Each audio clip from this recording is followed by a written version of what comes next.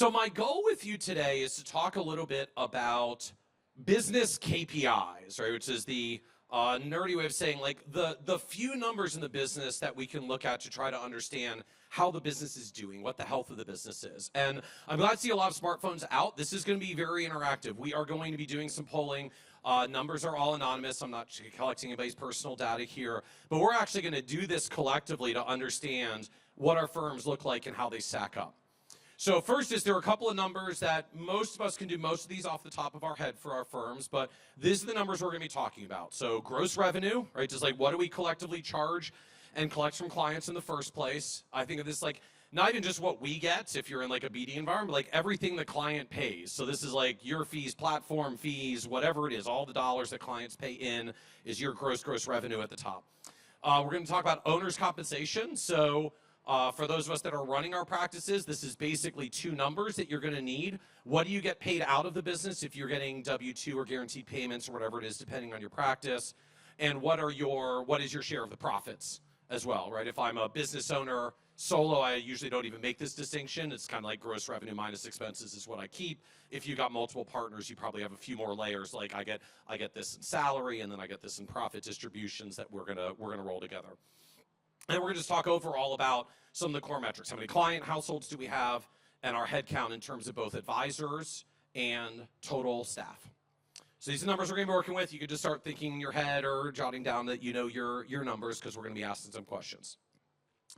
Now, a lot of this starts with just looking at overall size of advisory firms. In our business, usually when we talk about the size of our firm, we talk about assets under management. And I'm going to ask for purposes of all business evaluations that we completely stop doing that. And we talk about revenue. Because from a business end, revenue is what matters. Right? I can be a $1.4 billion firm because I've got 1,400 millionaires, or I can be a $1.4 billion firm because I have 7 401k plans that are a couple hundred million each. And one of these probably has like 4x the revenue of the other. And just talking about $1.4 billion says absolutely nothing about what's going on in the firm. If I want to know what's going on in the firm, let's talk about the revenue that it's generating, which also can get us into interesting insights like it seems like you're not generating as much revenue for your client base as other firms with a similar asset base. Maybe we're undercharging our fees. So we're going to focus on revenue. Also helps because increasingly now firms are doing more than just assets under management-based business models. And what you'll find is whether you're doing hourly planning fees, subscription fees, AUM fees, at the end of the day, we are a service business. Clients pay us a certain amount of revenue. We have to do things and provide services for them. And the metrics are remarkably identical regardless of business model. Because at the end of the day, clients pay revenue, we provide services, regardless of the particular model that they pay revenue on and the particular services that we provide. We all have to match it to the revenue. Oh, so I'm going to start. Oh, my polling is not cooperating. Wait a sec. Let's see if we can get this fixed. Because we got to actually be able to do this as a group. All right. Let me try to reset it here really quick. So we're going to talk about some of our core metrics. I'm going to put a Slido poll up in a moment, so you'll get a code up on the screen once my connectivity cooperates here. And we'll actually be able to look together. All right, come on. All right, one moment for me. I gotta figure out why we are not internet cooperative, because we want to be. Sorry. Joys of modern technology.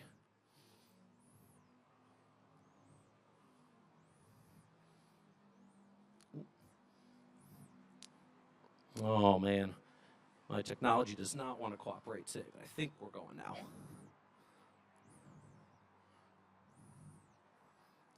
All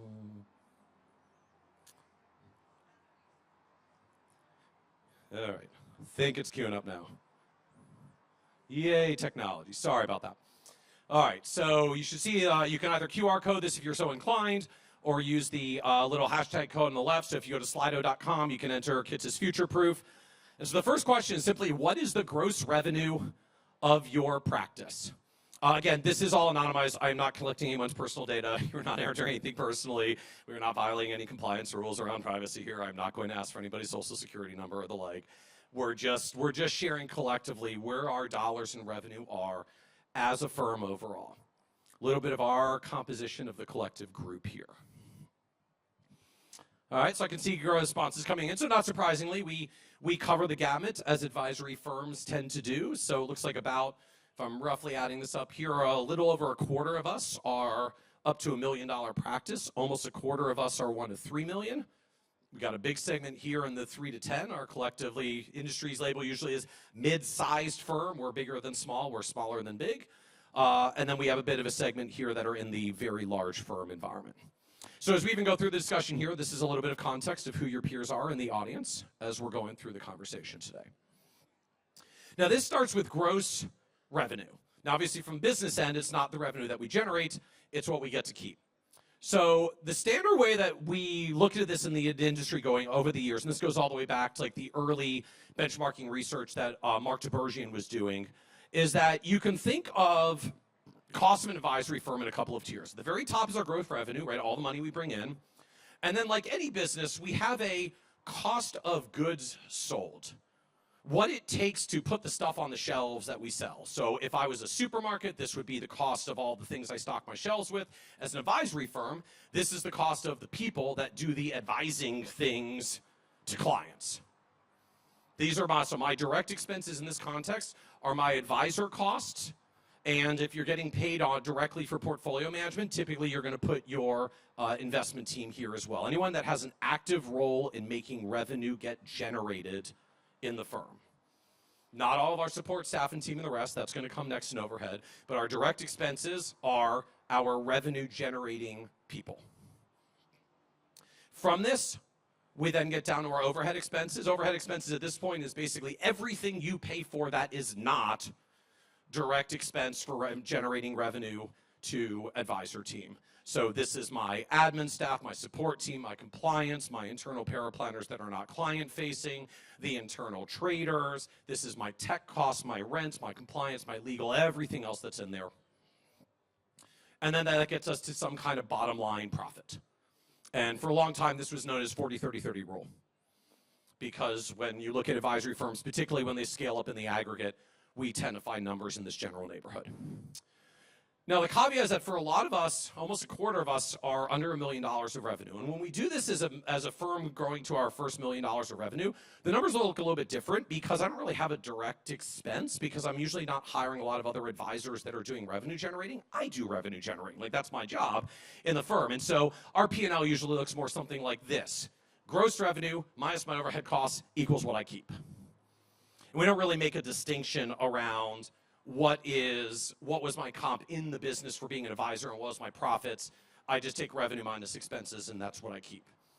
Now we can start there for any firm because even if I'm a larger advisory firm, I still have these components. There's some portion that I get in the business because I'm an advisor and I got my client book along with the 7 other advisors in the firm. And then there's what I get as profit distributions. So I said earlier we're gonna compare a couple more numbers. So the next one we're gonna look at here is what your earnings are as a percentage of total compensation. So the way I want you to look at this, I'm going to go back, actually let me go back once more to share this. So the column on the right is my gross revenue minus what I'm keeping, minus my overhead expenses and getting down to what I keep. So what we want to look at here for our next number is what your earnings are, what you take out of the business as a percentage of the total revenue. So if my business does $1 million and I'm taking out 700 of it, I get 700. If I'm a big firm with $5 million and I'm making 300 as an advisor and 600 more as profit distributions, I've got 900,000 I'm taking out on a $5 million base, and you can do that math percentage about what your earnings are coming out of the business. So when we wrap all that in, what are you taking out as some percentage of your firm? So I'll give a moment for people to plug their answers in. Now you can see again, we've got a large base of advisors here that are under $1 million. So we tend to have some very high EBOC numbers at that point because I'm effectively just paying my overhead expenses and keeping everything else. When the firm gets larger, now like my profits pool gets split amongst a lot of people. My direct expenses is like me and 7 other advisors. And so the numbers start to come a little bit lower. And in fact, when we look at how these numbers compare for industry benchmarking studies, this is what they tend to look like overall. So the black line is direct expenses of the advisory firm. So when I'm paying my advisors, the red is my overhead. and the green line would be my earnings, my owner earnings in the aggregate that I'm taking out. Now, you notice an interesting effect to this of how advisory firms grow. My owner earnings is really high when I'm a solo, and then it basically drops like a rock, and then it flatlines. And it just kind of hangs out there on a percentage basis. This speaks to much of how advisory firms scale up. This is one of the reasons why it often feels very awkward as you're going from solo into multi-advisor ensembles. It's like we work a lot. I do a lot more work now, and there's a lot more people, and I don't really feel like I take home a lot more than I did before. Or like twice the size, and I take home 10% more than I used to. And this is why, because when we are solos, in essence, we are doing the infamous chief janitor, cook, bottle washer, and everything in between. As you start building and scaling the business, you effectively fire yourselves from those roles and you hire staff around them, which is why direct expenses and overhead expenses start ramping up as we go from solo into ensemble firms. Well, when you don't get paid that portion in your business, your comp goes down. Now, in the long run, that lets you do more things like bring in bigger clients and do more revenue generating that you make back in the long run. But this is why it often feels like there's an incremental squeeze as we go from solo to multi-advisor at the beginning, because you're reformulating your role within the business in a very material way.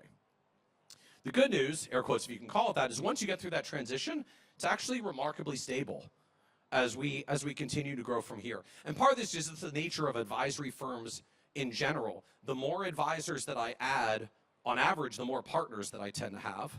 Because at some point, it's really hard to be the sole owner with a zillion advisors who all control all the revenue while you don't see any of the clients anymore, because they're like, why am I here? I could just hang my shingle over there.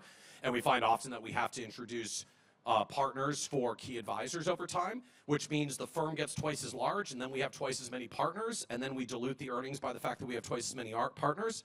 And that's why these numbers tend to hold remarkably consistently over time.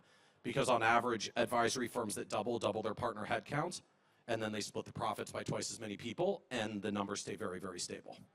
And this is not unique to advisory firms. Law firms, accounting firms, most professional services firms operate in a very similar manner. You have to have some level of equity stakes for key revenue drivers in most professional services businesses, and so the larger the business gets, the more people you split the pie with.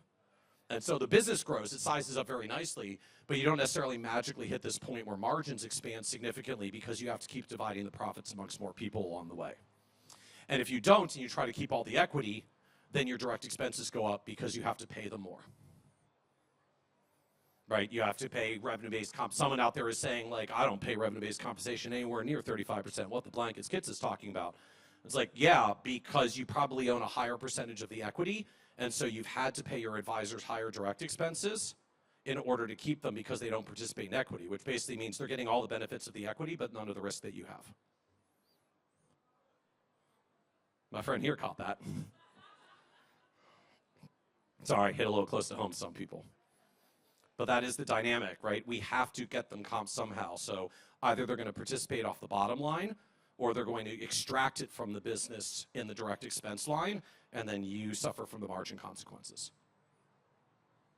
Now, for most firms, once they grow at least past 1 million of revenue, particularly past 3 million of revenue, these numbers start to shift. Typically now we have multiple advisors, often we have multiple owners, and when you go from one owner to multiple owners in particular, there's a big shift that happens in the business, where suddenly now we can't just say, well, we all kind of take our pro rata share of the profits, because our roles start to specialize. So you do most of the growth things, which we wouldn't be able to survive without, but I'm the one that actually runs everything behind the scenes, because this thing would be a train wreck if all you did was went and got clients and someone wasn't building the system behind you. So your role is really important, my role is really important, but we do different roles. And in fact, I'm doing so much in the operations end that I'm shifting my clients off my plate, and I don't have as many clients, but you love clients, so you're likely more clients and building a team under you. And now all of a sudden, it kind of gets weird to just say, well, you own X percent and I own Y percent, we'll take it off the bottom line. And suddenly it's, well, you do this list of duties, so you're going to get this salary in the business, and I do this list of duties, so I'm going to get this salary in the business, and we can benchmark that to the available industry studies about benchmarking. And what happens then is the direct expense nines and the overhead lines tend to get more stable because we really start paying ourselves a meaningful salary as distinct from the profits, and then we participate profits from the bottom line. Now, in theory, any of us can do this. Even if you're a firm that's going up to $1 million of revenue and you haven't necessarily made this distinction yet, You can sit down for a moment and say like, okay, if I got the really bad news that I'm very, very sick and I'm not going to be able to work with my clients effective in a couple of months, you want your business to survive, so starting tomorrow, you need to put out a job listing for someone to take all your clients. What would you have to pay them? It's realistically like a market rate. They don't necessarily go out hunting, but they at least have to serve the ones that you've got. What would that take?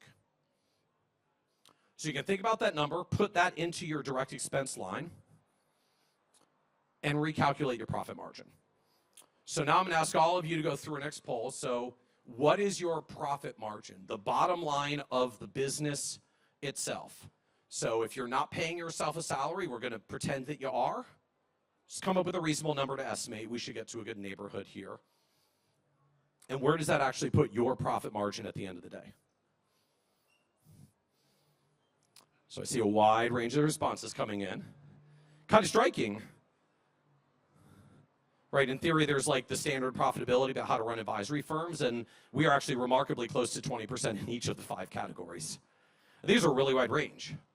Firms at the bottom are averaging almost double the profitability of firms at the top. We run these very differently in practice. Again, this is why we have to start getting down to revenue and not AUM, so we can get down to what are we really doing in the business, is what's going on in the practice overall, and how we get such different profitability numbers. Now, one of the interesting things that we find when we dig into the data on this, for most firms that I talk to that are somewhere in the bottom half of or the upper half on the screens, like under 30% profit margins and trying to figure out how to get bigger, it usually goes something to the effect of, if I just can get a little bit bigger and grow a little bit more, I can get like the next hire that gets us to the breakthrough, and then like I can scale and my margins will expand out. And the interesting effect that we find is that this is what profit margins actually look like for advisory firms as they grow and scale up by revenue bands. This is directly from Investment News benchmarking study that Philip Halaviv and Ensemble Practice puts out. You will notice the profits are not higher when you're bigger. Or should I say the profit margins? The profits are 30% profit on like 10 million of revenue is more than 30% profit on $1 million of revenue. But there's no magic scale effect. And really, this is just a nice way of saying, in the advisory business, mo money, mo problems. There's always a new thing. Cool, you solved that operations problem, great, but now your operations team is so big you need an operations manager. Great, you got an operations manager, well now you need a manager for the advisors, and you need a manager for the investment team, and now you have so many managers, you need a freaking management team, and now that you need a management team, you need an HR person, because there's a lot of states of a lot of people. Anybody like doing unemployment filings in multiple states for virtual team members? So we size up, but scale is actually remarkably absent in our advisory firm. I mean like the literal definition of scaling, like my profits are expanding faster than my revenue. Now there are some inflection points. You can see where it dips down, and these are very common points. As we approach $1 million of revenue, that's where we get to the point where it's not just leveraging me personally. I often need to look at adding a second advisor, and second advisors are expensive. That's a big investment when we're under $1 million and we're adding that second advisor. So we tend to take a big step back, create some capacity, and move forward again. There's a big one that comes again when we get north of about $5 million of revenue. Usually by now, we're approaching somewhere in the neighborhood of 20-ish staff. And when you've got that many team members and any one person can only handle so many direct reports, you have to start hiring a lot of managers. Essentially, middle management start showing up in advisory firms, somewhere around $5 million of revenue, give or take a little.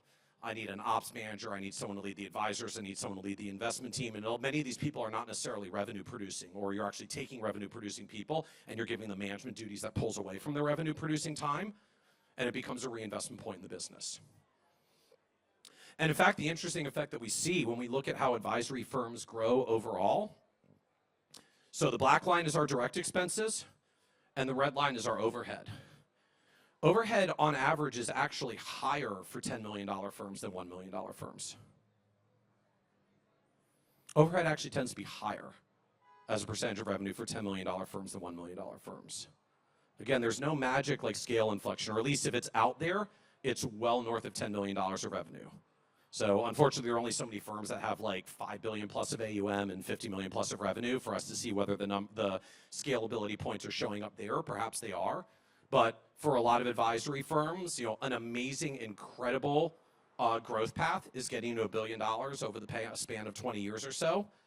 And over those 20 years, we basically can't find any economies of scale. We size up. You do get profit margin on a higher base of revenue. But there's not a magic scale point because of the reinvestments that we have to keep doing to keep track of the business. And if anything, the biggest challenge is moving through those notches where we hit layers of complexity and reinvestment, and we have to expand the infrastructure of the firm to create the capacity to grow to the next level. And the biggest challenge or the biggest transition is simply when we go from us to more than us. Right? When we go through, we get all the owner's comp, just gross revenue minus overhead expenses, into now we've got multiple advisors and multiple people participating in direct expenses. And the overhead expenses really are remarkably stable. In fact, the biggest thing that's showing up in the data about why the largest advisory firms seem to be a little bit more profitable on average, they pay their advisors a little bit less as a percentage of revenue. We're big, we're stable, we've got a really good marketing machine. You just kind of have to sit here and serve the clients that we give you. And that does not cost as much in advisor compensation as hiring someone who can go hunt for their own clients. And so the biggest firms are not actually scaling up by saving on direct expenses, or scaling up by saving on overhead. They're slowly bringing down their direct expenses by hiring service advisors who don't need to hunt and kill because they just don't quite cost as much. Now, from the expense management end, most of our costs are still staffing expenses at the end of the day. If I look at a business like this, now as I just showed you, in practice, the old rule was 40-30-30. In practice, right now, it's more like 35-40-25. That's where you really get if the averages of the chart that I just showed you.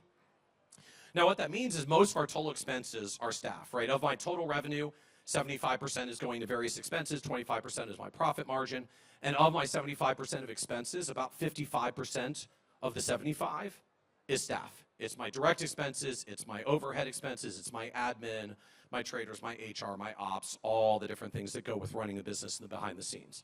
Which means, simply put, most profitability and productivity from advisory firms is about making sure that we have the right staff structure and headcount and comp levels for the roles that we need in the business at the time. It's not like, oh, if I could only save a little bit more on the tech. Yes, as many of us have grumbled with a few tech vendors that have raised their prices over the past few years, but like most advisory firms, your problem is you're not that you're paying a little bit too much for the tech. It's that you have like 2 full-time people that don't really need to be doing something in the business right now. That's usually the biggest driver that creates profitability challenges. Now, the most straightforward way that we can start to assess this is looking at how many clients we've got and how many advisors it takes to service them. So I'm going to ask you to plug in a number here, but let me give you a little bit of a definition first. So we're going to look at how many client households you have per advisor. Now, when I ask this number, I'm not just talking about lead advisors. I'm talking about anyone who is a client-facing advisor. So if like I got 150 clients and I got an associate with me, your answer is not 150, it's 75 because there are 2 people on that team serving the clients. So what is your average client households per advisor when you take client households and you divide by all advisors in the firm? Oversimplified, basically like anybody that's registered as an IAR, you can use as a proxy for total advisors here. I believe you can change your answer if you need to. Someone put the personal number and not the divided by all advisors number. So you can see a range of responses emerging here, right? A lot of us are 85 plus, almost exactly 50-50, right? About half of us are at 85 plus and half of us are somewhere lower than that. Now, that's a fascinatingly wide range to me overall. And what we see when we look at advisory firms overall is there is a distinction based on size of the firm. Solo advisory firms typically average about 80. And the larger the firm, the lower the average clients per advisor count. Just curious, was anybody expecting the number to go a different direction? Surprised it does not go up and to the right, it goes down when you move to the right? Anybody know why? What was it? Client size. client size starts to shift. So the interesting thing that we find when we look at how large advisory firms are trying to size up and scale up, the view for a lot of us is something in the effect of, if only I could like get in some junior advisors to take on the smaller clients and like get more tech in here to expand how many clients each advisor can serve, I can scale up the business. And when we actually look at where large firms are doing, that's not how they grow. They grow differently.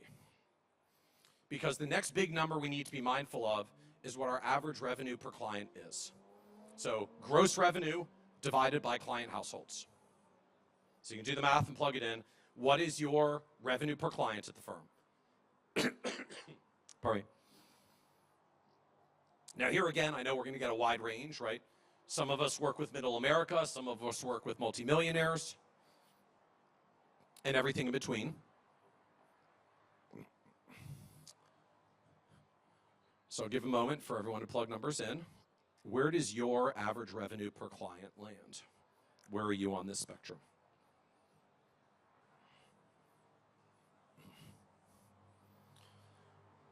All right. So very few of us are below $3,000 of revenue per client. From a business perspective, this is a good thing. As I'll show you in some numbers in a moment, it is extremely hard to scale advisory firms at less than $3,000 of revenue per client, simply because of the cost of an advisor to do advisor things for clients. It's really difficult to make the math work for the business. Now from there, we get a pretty wide range. In fact, we're fairly evenly distributed across the different bands from there. Now, when we look at how this shows up for advisory firms overall, and getting to Michelle's comments earlier, as you move to the right and the clients per advisor drops, the revenue per client goes up. And if you want to do the math here, the revenue per client is rising faster than the clients per advisor are dropping. Advisory firms in practice scale up by moving up market. Because that's the reality out there. There's a lot of good discussion about how I wish financial planning was more reaching into smaller markets, and there's some unfortunate dynamics that happen that we tend to move up market as we grow, but that's the reality, right? And it's the same. Think of it in the context of any other profession. What does a new legal associate charge, and what does the partner charge? The career track for success for the legal associate is to someday move from $300 an hour to $1,000 an hour. And the reality is, if you're going to be a successful professional earning $1,000 an hour, you're probably not going to work with people on their basic legal problems anymore, because they just don't have $1,000 an hour problems. They have problems. They very much need help from a professional, but it's going to be very hard to charge your actual worth in the marketplace if you're working with people that can't afford it. And when you work with people who can't afford it and find it valuable and are like, I'm so glad you charged me $1,000 an hour because you were totally worth more than that, it feels pretty freaking good, and you're making $1,000 an hour, which writ large across an entire working year is like now you're making $500,000 to $1 million as an advisor. And that temptation almost inevitably draws firms up market over time, right? Some version of, I can work with a $2 million client or a $500,000 client, and the $2 million client doesn't take me a lot more time, but they pay me a lot more. So why am I having capacity problems working with $500,000 clients when I don't have room for $2 million clients? And that pretty much spans the spectrum. Firms that work with 200 want 500, 500 want a million, million want multi-million, multi-million want decamillionaires, and decamillionaires want to be family offices. It really never stops. Right, the amazing thing about the financial advisor industry is there are always bigger fish if you're willing to hunt for them. There are always bigger fish. But that becomes the evolution for advisory firms, right? In the purest sense, we grow as professionals when the value of our time rises. Now, most of us don't charge hourly, but if I take your total revenue, I divide by how many hours you work, I can figure out what effectively you're generating as an hourly value on your time. Growth means generating a higher value on your time. And if you're going to generate a higher value on your time, you have to work with people who have higher dollar problems. That's just kind of the mathematical reality of it. But what this means is when we look at the industry in practice, most advisory firms don't scale up with more clients. They scale up with higher value clients.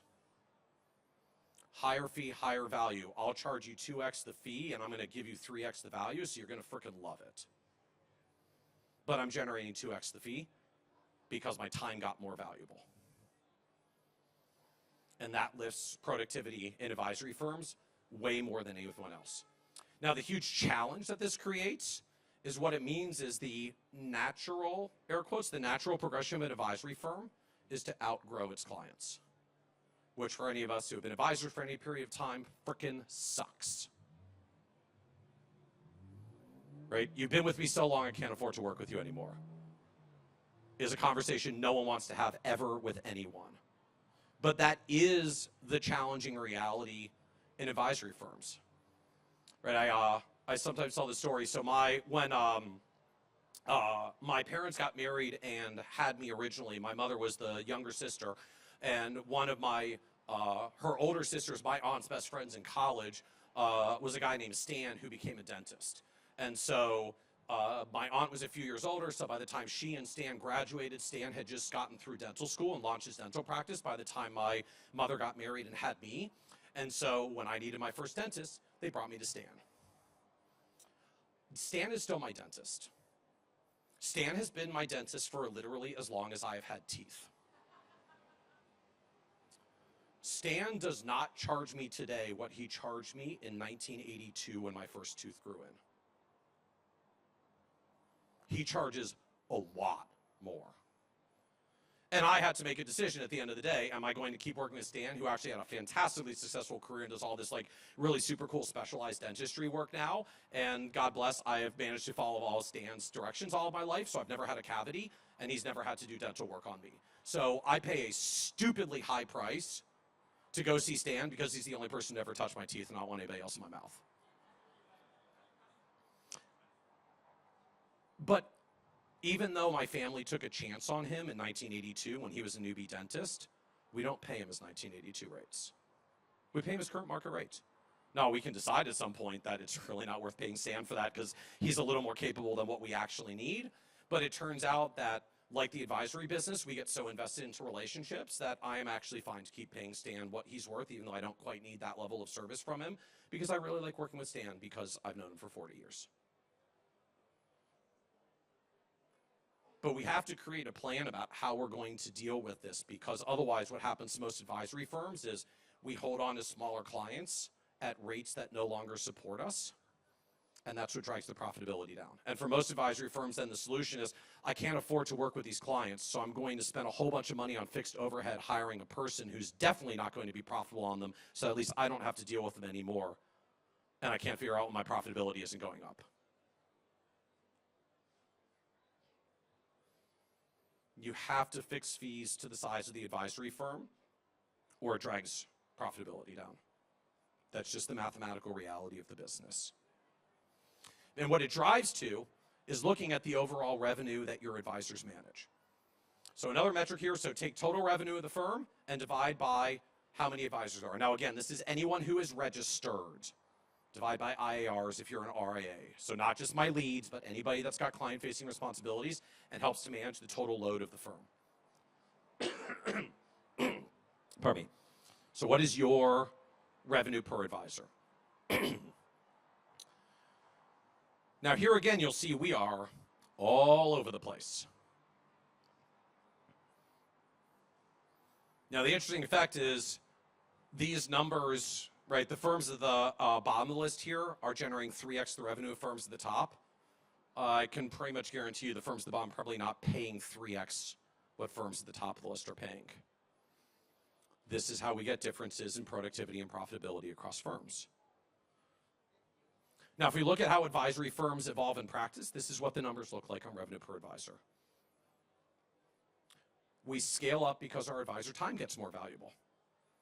I learn more, I'm more capable, I'm better at handling clients, I'm better at handling more complex clients, I know more things, I can lay more awesome knowledge on you and help you with more specialized problems. I've also built enough brand in my community that I attract higher value clients that have more complex problems and the financial wherewithal to pay for them. And so advisory firms typically drift upwards in revenue per advisor, but as we showed you earlier, it's not because they're scaling up how many clients they serve, it's actually because they're scaling down how many clients they serve. And they're focusing on high value clients that pay them what they're worth as an increasingly experienced advisor. With an added asterisk that we find that larger dollar clients in general from the client end seem to have a preference towards larger firms.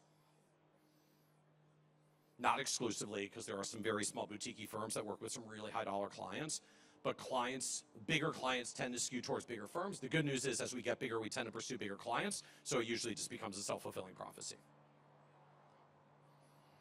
Now, the reason why this matters on the one hand is it means looking at revenue per advisor is kind of the great equalizer. Like, I can look at a family office that's just got a multifamily office with 10 bajillionaires, or I can look at a firm that works with the middle market with 300 small middle market clients, and their revenue per advisor often is exactly the same. Right? At the end of the day, I only got so many hours to do things that make my clients have a relationship and be willing to pay me for my knowledge and advice and capabilities. And revenue per becomes a very consistent number. In fact, if you then want to divide by 1,300, which is about how many working hours most of us have on client-facing activities, roughly 2,000 working hours in the year, most of us spend about 2/3 of our time, give or take a little, on client-facing stuff, either directly or support work for clients. And so if you take your revenue per advisor and divide by 1,300, you can get an approximation of what your advisors are generating for an hour of their time doing client work, recognizing that you can't spend 100% of your time on clients because you have compliance and professional development and things, and it's also just exhausting to literally spend 100% of your time on clients. Gets tiring at some point. But what this means is that a lot of advisory firms that are struggling don't have capacity problems, they have a dollar per hour problem. We're just not charging enough for our advisors doing the work that they're doing to generate the revenue that they need. And the reason why it matters, so if we go back earlier, you may recall we said direct expenses for a lot of advisory firms come in at about 35 to 40% of revenue. So if I look at the revenue per advisor and I multiply by what the direct expense is supposed to be, I can figure out what on average the advisor team serving those clients would be making. And the important thing is this basically forms kind of a cap on what you can pay advisor compensation to service those clients before you start having some profitability squeezes. And you'll notice by the time you're down at $300,000 of revenue per advisor, you're struggling to pay $80,000 to $100,000 without going upside down. So this is why, unfortunately, we're going to take all of our small clients and shift them off to a junior advisor gets challenging because there's a lot of demand for advisors, and junior advisors are certainly a lot cheaper than senior advisors, but they're not that cheap. And it starts to create challenges for the firm. On the flip side, the more we can lift revenue per advisor, the more we have room to pay our advisors. Of course, the more revenue that an advisor is responsible for, the more you're going to want to pay them because you really want them to stick around and keep the clients on board. So it fills its own cycle. But that's the trade-off. Now, the last I'll touch on as we get to the end here, revenue per employee. So gross revenue of the firm, but now we're not dividing by the advisor headcount, we're just dividing by total headcount, like total full-time equivalents in your firm. And where does that math for you? All right, so numbers coming in. So our plurality, at least so far, is 200 to 300,000. We got a few that are lower, and then a big chunk that are much higher. So here's what the numbers typically look like. Solo advisory firms average 174. Mid firms we get to 260, and by large firms we get to 300 to 400. Not surprisingly, our plurality here was in the 200 to 300 range, and the plurality of our audience was 3 to 10 million of revenue, with a big segment of 1 to 3. So we're like right in between the 260 and the 339 line, which is where most of us were. Now this is where we do start to see a little bit of productivity improvement as advisory firms grow. Roles get more specialized as we get bigger, right? We go from jack of all trades, we need a lot of team members who are Swiss Army knives who can do anything, and down to like a person who's really good at trading, and a person who's really good at ops, and a person who's really good at the HR stuff, and a person who's really good at building the plans. And that kind of role specialization does give us some additional lift from advisory firm efficiency. The bad news is then we need more management overhead to manage them, and our overhead percentage stays flat. But if the advisors are generating more dollars on their time, it carries all the way down for the firm, right? I might need a significantly more expensive advisor to handle super complex clients. I don't necessarily need a significantly more expensive HR person to handle the team, though. Team's team, HR duties are HR duties. I need to hire a person at the right level, but my complexity doesn't necessarily rise the way it does with clients. And so these are the metrics that we look at to understand overall profitability and efficiency of advisory firms. Revenue per employee, revenue per advisor, and the profitability that those support. And all of it ultimately comes down to the fact that we are service businesses, and if you want service businesses to work, we provide some level of service, it takes time, and clients pay us for it. And most scalability advisory firms, at the end of the day, comes from doing higher value things that generate more value for our time, right? The lawyers go from $300 to $1,000 as they go from associate to partner, and we get the same opportunity, with the caveat, for better or worse, that if you want to solve $1,000 an hour problems, you have to work with people who have $1,000 an hour problems. And that's how advisory firms typically grow and evolve. So I know for some that wish the industry worked a little differently, please don't shoot the messenger. But I am trying to share with you the data that this is really what we see in practice across the industry about how firms are growing and scaling up. So I hope that's helpful. It's some food for thought. Thank you for hanging out with me at Future Proof. Enjoy.